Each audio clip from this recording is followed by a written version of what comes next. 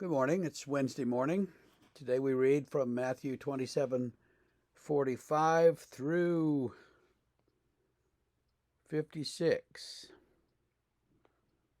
Now from the 6th hour there was darkness over all the land until the 9th hour. And about the 9th hour Jesus cried out with a loud voice, saying, Eli, Eli, lema sabachthani. That is, my God, why have you forsaken me? And some of the bystanders, hearing it, said, This man is calling Elijah. And one of them at once ran and took a sponge, filled it with sour wine, and put it on a reed, and gave it to him to drink. But others said, Wait, let's see whether Elijah will come to save him. And Jesus cried out again with a loud voice, and yielded up his spirit.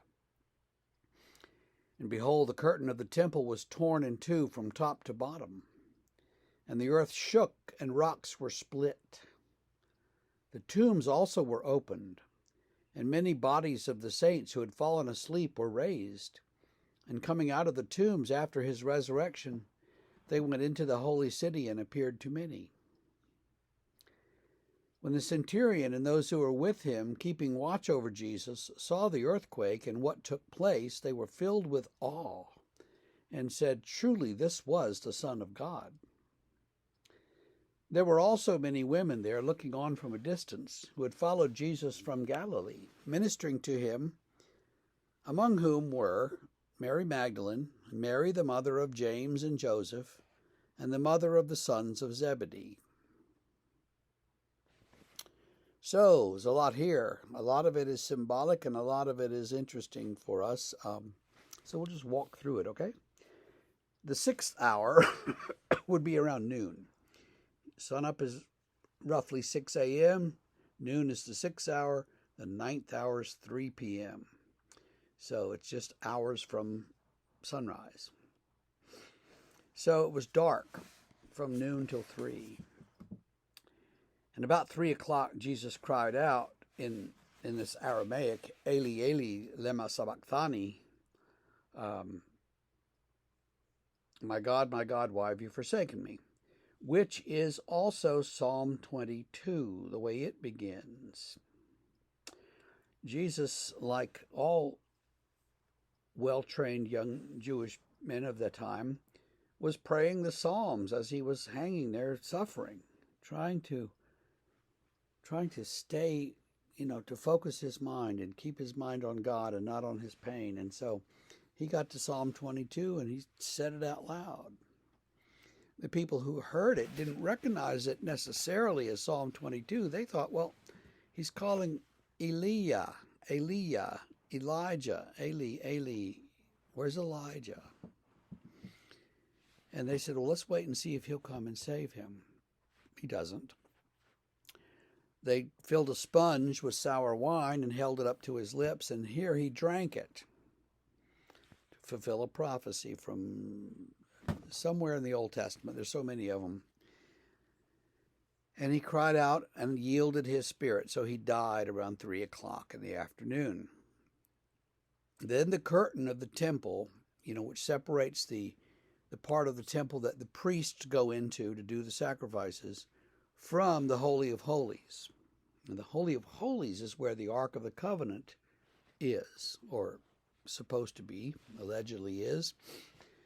And only the high priest goes in there, and only once a year, and he goes in with a rope tied around him in case he has a heart attack or something, and they can pull him out, because nobody else is going to go in there. They're terrified. They would die if they went in there, right? And there's a curtain in between, and the curtain is torn, but it's ripped from the top down, as though God did it. The symbolism there is that Jesus, having been sacrificed, puts an end to the sort of temple sacrifices that the people knew at that point, and the Holy of Holies is no longer where God lives, but God will come out from there and live in the world. There was an earthquake. Of course, there's always an earthquake. Saints were raised. Those who had already died were raised up. And after Jesus' resurrection, they came out into the city and appeared to people. There you go. That ought to convince you something significant happened. When the centurion and those who were with him saw all of this, that one centurion said, and you can't get away from John Wayne's voice in that movie, "Truly this man was the Son of God." That's not how John Wayne sounded, but you get the idea. That was a great place to end the reading, but I had to keep going because Matthew tacks on that a bunch of women were there too. You know, Jesus wasn't always just followed by men. The women had been with him since Galilee, so they'd been with him the whole time. Mary Magdalene, Mary the mother of James and Joseph, and the mother of the sons of Zebedee. I'm not sure. I'm sitting at home without a commentary, but Mary, the mother of James and Joseph, could be the mother of Jesus, you know, because he had these other brothers that those are the right names. John records that Mary, the mother of Jesus, was there at the cross, but there were a bunch of women, and several of them were named Mary, which is a very common name, so it wouldn't be that unusual.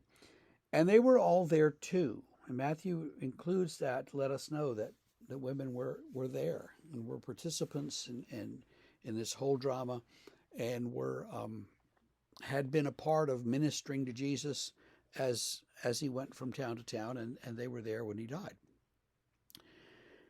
And so he's dead. Now, to what end? You know, he saves us from our sins. A lot of people think that means that he died so we won't have to, that he took the pain on the cross so we don't have to go to the cross and take our own pain. That has been a popular, probably standard interpretation of the cross for, I don't know, something like 800 years. I don't think it's quite right. I think it focuses too much on one aspect of what Jesus did and ignores some other aspects. And that would take another 20 minutes to go into. So I'm not going to do it right now, except to say that as we ponder the cross, there's so many different ways to read it, to interpret it, to understand it, and to let it speak to us in our lives. So what I would encourage you to do today is think about Jesus on the cross and think about how that impacts, affects, influences, touches your life. And it's going to be different for all of us, but that's okay. And we'll see you tomorrow with more of the story. Have a great day.